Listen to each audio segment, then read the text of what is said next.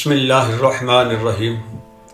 ناظرین، آج کی ویڈیو ہم بنا رہے ہیں حضور اکرم صلی اللہ علیہ وآلہ وسلم جب دنیا میں تشریف لائے تو کیا کیا تبدیلیاں رونما ہوئیں اور حالات آپ کے آنے سے پہلے کس طرح تھے، یہ تو آپ بخوبی جانتے ہیں۔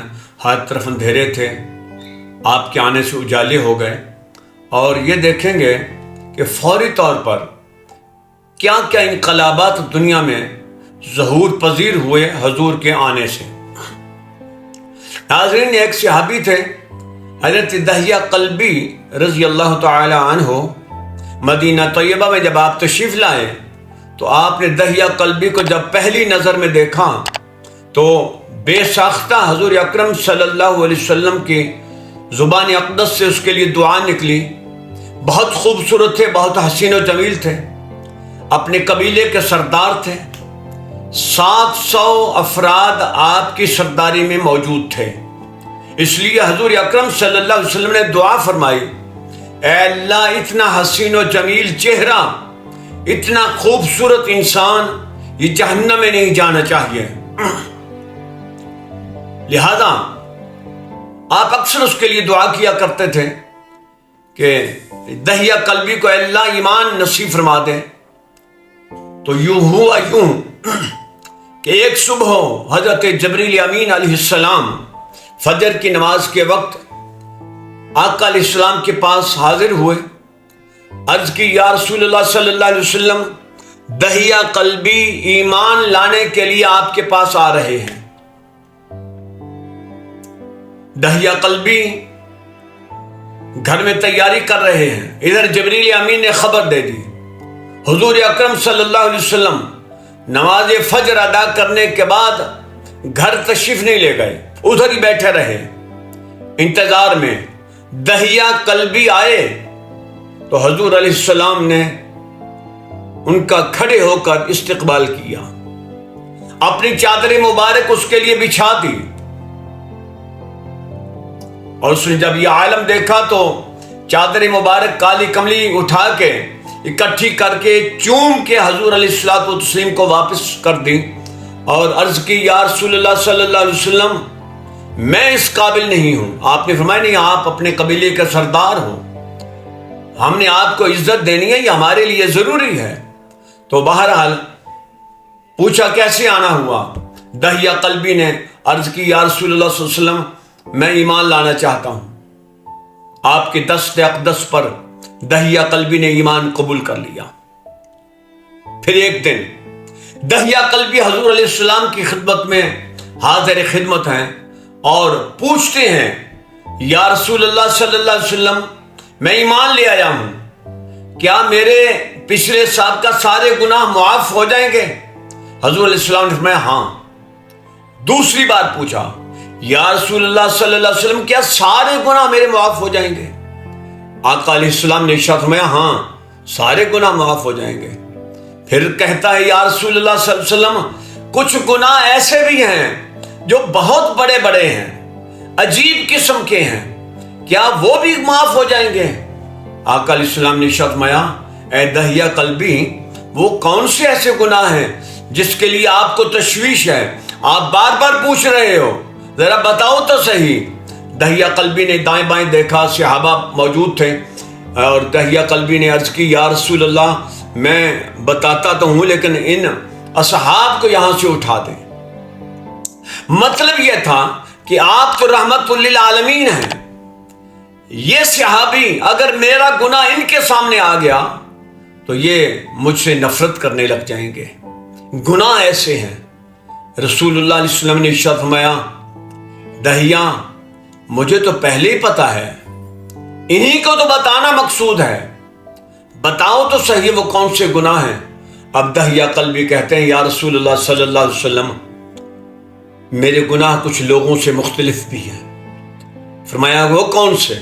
کہنے لگا، میں اپنے قبیلے کا سردار تھا، میں نے اپنے قبیلے میں سختی سے اس بات پر عمل کروایا تھا کہ جو بھی بچی پیدا ہو اس کو زندہ دفن کر دیا جائے، اور جو بیٹا پیدا ہو اس کو رکھ لیا جائے، اس کی پرورش کی جائے، اس کو اپنے اپنا وارث بنا لیا جائے۔ میں بیٹیوں کو زندہ نہیں رہنے دیا کرتا تھا اور میرا دل پتھر کی طرح سخت تھا۔ یا رسول اللہ، لوگ اپنی بچیاں پیدا ہونے کے بعد مجھے دیا کرتے تھے کہ یہ بچی ہے، اس کو جا کے دفناؤ، میں وہ کام کیا کرتا تھا۔ یا رسول اللہ، کم و بیش 70 بچیوں کو میں آج تک زندہ زمین میں دبا چکا ہوں۔ یہ بولتا جا رہا ہے، دہیہ قلبی بولتے جا رہے ہیں، اصحاب رسول اور رسول اللہ علیہ السلام سنتے جا رہے ہیں۔ دہیہ قلبی نے عرض کی، یا رسول اللہ صلی اللہ علیہ وسلم، پھر ایسا بھی ہوا، ہم عرب کے لوگ آپ جانتے ہیں کہ ہم شام کی طرف تجارت کے لیے جاتے ہیں، عراق کی طرف جاتے ہیں، تو ہم سال ہر سال وہاں پہ گزارا کرتے ہیں۔ جیسے آج کل لوگ جاتے ہیں دوسرے ملکوں میں تو سال 2 سال کے بعد آتے ہیں، مہینہ 2 مہینے کی چھٹی آتے ہیں۔ اسی طرح عرب کے مردوں کا رواج بھی یہی تھا، وہ تجارت کیا کرتے تھے جا کے ان ملکوں میں، تو سال 2 سال کے بعد وہ آیا کرتے تھے۔ تو دہیہ قلبی کہتے ہیں، میں جب جانے لگا نا سفر پہ، تو میری بیوی ماں بننے والی تھی، وہ حاملہ تھی۔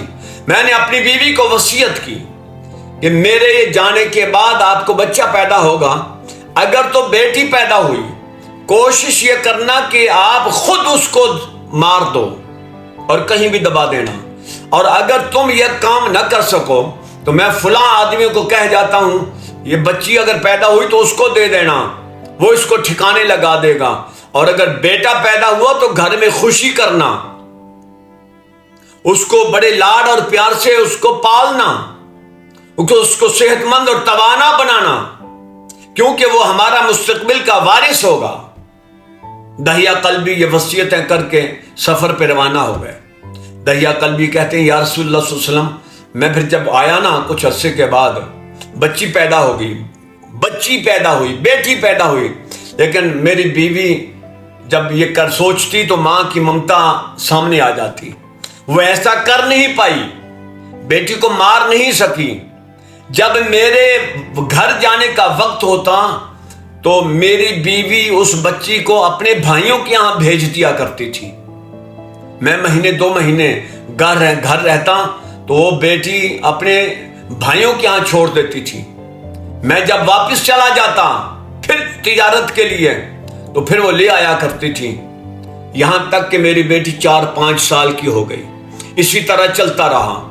پھر ایک دفعہ میں تجارت کے لیے گیا تو میں جلدی فارغ ہو گیا، سالوں کا کام مہینوں بلکہ ہفتوں میں ختم ہو گیا، جاتے ہی میرا مال بک گیا، میں نے اور بھی لے لیا اور میں واپس اپنے گھر آ گیا۔ میری بیوی کے لیے یہ عجیب بات تھی، وہ ایسا نہ، کیونکہ اطلاع نہیں تھی، اندازہ نہیں تھا، شیڈول کے خلاف آ گیا۔ جب میں گھر آیا تو میں نے دروازے پہ دستک دی تھی، اس ایک بچی نے دروازہ کھولا۔ میں نے اپنی بیوی سے پوچھا یہ بچی کس کی ہے؟ تو اس نے ٹال دیا، اس نے کہا یہ پڑوسیوں کی بچی ہے، میں چونکہ گھر میں اکیلی ہوتی ہوں تو اس لیے یہ بچی میرے پاس آ جاتی ہے، بلکہ رات کو بھی میرے پاس ہی رہتی ہے، کھانا بھی ادھر ہی کھاتی ہے۔ تو دہیہ قلبی کہتے ہیں، یا رسول اللہ صلی اللہ علیہ وسلم، میں یہ بات سچ مان گیا۔ وقت گزرتا گیا، 1 دن گزرا، 2 دن گزرے، 3-4 دن گزرے، میں دیکھتا تھا وہ بیٹی بہت حسین و جمیل تھی۔ دہیہ قلبی چونکہ بہت خوبصورت تھے، وہ اپنے باپ کے جو گویا باپ کی شکل پہ گئی تھی۔ دہیہ قلبی کہتے ہیں، یا رسول اللہ، جب وہ اپنی عمر کے مطابق چھوٹی چھوٹی باتیں کرتی تھی تو مجھے اور بھی بڑا عجیب لگتا تھا۔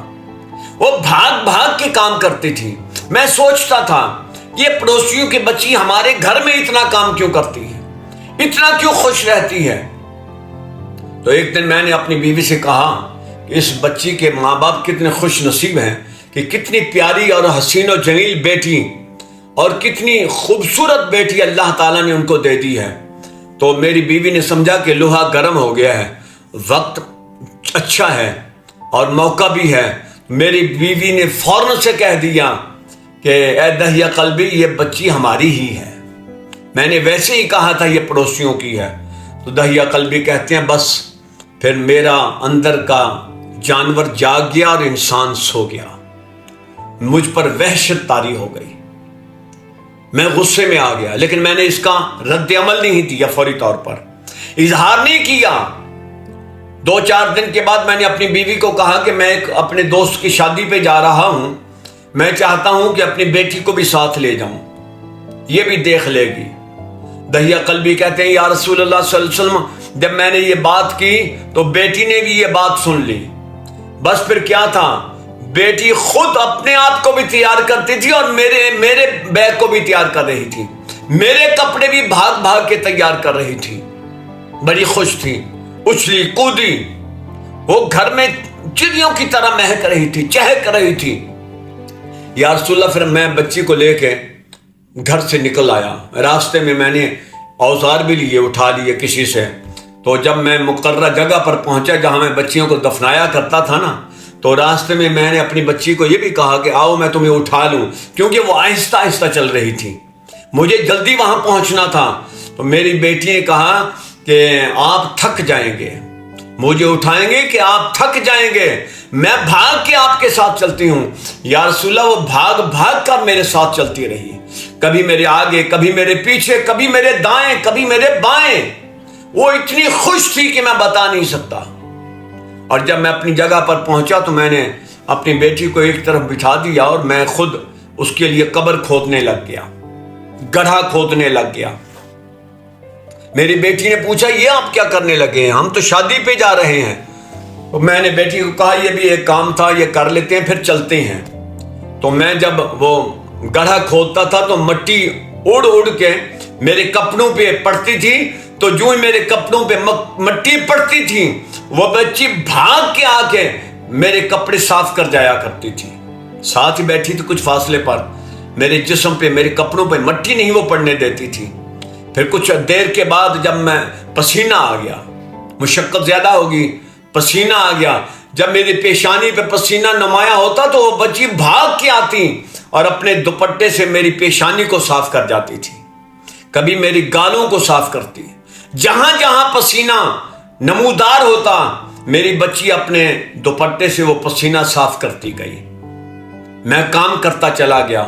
بیٹی نے مجھے یہاں تک بھی کہا کہ بابا باقی کا کام کل کر لیں گے، آپ تھک گئے ہیں بس کریں۔ لیکن مجھے اس پر ترس نہیں آیا، میں کام کرتا چلا گیا یہاں تک کہ اس کی قبر مکمل ہو گئی۔ میں نے اپنی بیٹی کو بلایا، وہ بھاگ کے میرے پاس آئی، میں نے کہا آنکھیں بند کرو، اس نے آنکھیں بند کر لی، میں نے دھکا دیا، بیٹی قبر میں گر گئی۔ اس نے کہا بابا یہ کیا کر رہے ہیں آپ؟ میں نے مٹی ڈالنی شروع کر دی۔ وہ سمجھ گئی کیونکہ اس نے اپنی ساتھ والی بچیوں سے، دائیں بائیں اڑوس پڑوس سے یہ کہاوتیں، یہ کہانیاں سن رکھی تھیں۔ اس کے چھوٹے سے معصوم سے ذہن میں یہ باتیں کہیں نہ کہیں موجود تھیں۔ تو اس نے جب یہ دیکھا کہ میرے بابا تو مجھے دفنا رہے ہیں، تو وہ کہتے ہیں کہ یا رسول اللہ، پھر وہ بچی منتیں سماجتیں کر رہی تھی، میں مٹی ڈالتا جا رہا تھا۔ اسی اثنا میں مجھے میری بیٹی نے یہ بھی کہا کہ بابا مجھے آپ چھوڑ دیں، میں زندہ رہنا چاہتی ہوں، میں آج کے بعد کبھی آپ کے سامنے نہیں آؤں گی، میں یہ علاقہ چھوڑ کے کہیں اور چلی جاتی ہوں، مجھے مارو نہ، مجھے زمین میں نہ دباؤ، میں کہیں نکل جاتی ہوں، آج کے بعد میں کبھی اپنے گھر نہیں آؤں گی، آپ کے سامنے بھی نہیں آؤں گی۔ یا رسول اللہ صلی اللہ علیہ وسلم، مجھے پھر بھی ترس نہ آیا، یہاں تک کہ وہ سینے تک میں نے اسے زمین میں دبا دیا۔ آخر کار اسے یقین ہو گیا کہ اب میں اس کو چھوڑنے والا نہیں ہوں۔ اس نے اپنا چھوٹا سا دوپٹہ اٹھا کے میری طرف پھینکا اور کہنے لگی بابا یہ دوپٹہ میری ماں کو دے دینا اور کہنا اماں آپ سچ کہتی تھیں کہ عرب کے مرد بڑے سخت ہوتے ہیں، عرب کے مرد بڑے ظالم ہوتے ہیں۔ وہ مجھے کہا کرتی تھی کہ عرب کے مرد بڑے ظالم ہوتے ہیں، میں آگے سے کہتی تھی کہ باپ تو ایسے نہیں ہو سکتے نا، تو میری ماں کو جا کے یہ دوپٹہ دے دینا، وہ مجھے یاد کر لیا کرے گی۔ یا رسول اللہ، مجھے پھر بھی اس پر ترس نہیں آیا، یہاں تک کہ میں اس کو دباتا چلا گیا، میں اس کے اوپر مٹی ڈالتا چلا گیا۔ جب میں نے اس کو پورا دبا دیا، مٹی برابر کر دی، پھر میری عادت یہ تھی کہ میں ایک طرف ہو کے بیٹھ کے موت کی آخری ہچکی سنا کرتا تھا تاکہ مجھے یقین ہو جائے کہ مرنے والا مر گیا ہے. میں پھر آیا کرتا تھا. میں اسی طرح اپنی بیٹی کی مٹی برابر کر کے نا تو یا رسول اللہ میں پھر ساتھ ہی بیٹھ گیا کہ موت کی آخری ہچکی جو لیتی ہے، جانور بھی لیتے ہیں جب ہم ذبح کرتے ہیں بکروں کو یا دوسرے جانوروں کو، مرغیوں کو، تو جب وہ آخری سانس لیتے ہیں تو اس سانس کی آواز اور طرح کی ہوتی ہے. انسان بھی جب موت کی ہچکی لیتا ہے تو اس کی آواز بھی بدل جاتی ہے. یا رسول اللہ میں اس کی موت کی ہچکی سننے کے لیے وہاں بیٹھ گیا تاکہ مجھے یقین ہو جائے کہ مرنے والا مر گیا ہے. میں موت کی ہچکی سننے کے لیے بیٹھا تھا. موت کی ہچکی تو نہ سنی میں نے، یہ آواز ضرور سنی. میری بیٹی نے مجھے آواز دے کے کہا، بابا میں مر رہی ہوں، آپ وقت پہ گھر چلے جانا، شام کے سائے گہرے ہو رہے ہیں، کبھی راستے میں آپ ڈر نہ جائیں. اور پھر اس نے یہ بھی کہا کہ میری ماں کو میرا سلام بھی کہنا. اور اب میری اور آپ کی ملاقات قیامت کے دن جنت میں ہوگی. یا رسول اللہ میری بیٹی جاتے جاتے مرتے مرتے میرے لیے جنت کی دعا بھی کر گئی. مجھے اس پر پھر بھی ترس نہ آیا. آخر کار میری بیٹی کی آواز دب گئی. میں واپس آ گیا. رسول اللہ علیہ السلام جب وہ بات ختم کر چکے دہیہ قلبی، تو رسول اللہ علیہ السلام کی آنکھوں سے آنسو بہ رہے تھے. آپ کی داڑھی مبارک آنسوں سے تر ہو چکی تھی. صحابہ جو ساتھ بیٹھے تھے وہ بھی رو رہے تھے، دہیہ قلبی بھی رو رہے تھے. دہیہ قلبی نے جب بات ختم کی تو رسول اللہ علیہ السلام نے فرمایا، دہیہ قلبی ایک دفعہ پھر سناؤ، ایک دفعہ یہ بات پھر سناؤ.